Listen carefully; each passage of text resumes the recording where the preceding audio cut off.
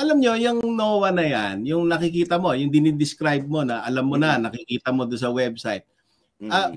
Ang tawag dyan ay citizen empowerment. No? Yun.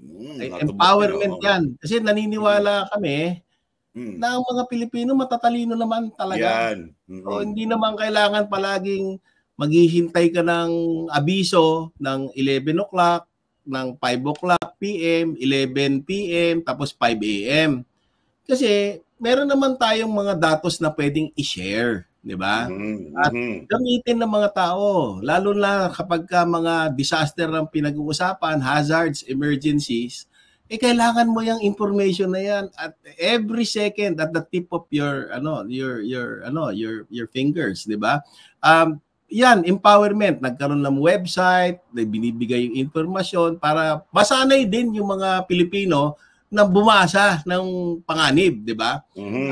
Kasi after all, we are number 1 in the World Risk Index. We are in the typhoon belt. Miya't-miya tayong may bagyo, may climate change, tayo yung pinaka-grabe sa sa mga impacts ng climate change dahil nga nasa typhoon belt tayo. Bukod doon, may mga bulkan pa tayo at saka mga earthquake, di ba? Ayun, citizen empowerment ang tawag diyan. So yun po yung ginawa ng Project NOAA, no? Kinalap yung mga pinakamagagandang mga practices internationally at isinalin natin sa programa ng gobyerno using mga faculty members from UP working with agencies, no? We were working with the national government, with NDRRMC and OCD. It was the flagship program of government which was launched in 2012. Pero pagdating nung 2017, nawari ay tama na daw.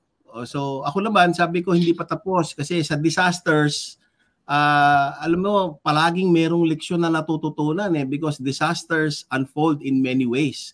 And the lessons unravel only when the disasters happen. So palaging dapat merong sinasaliksik dyan at natutunan upang hindi upang manisi, kung hindi upang hindi maulit yung mga pagkakamali do sa disaster.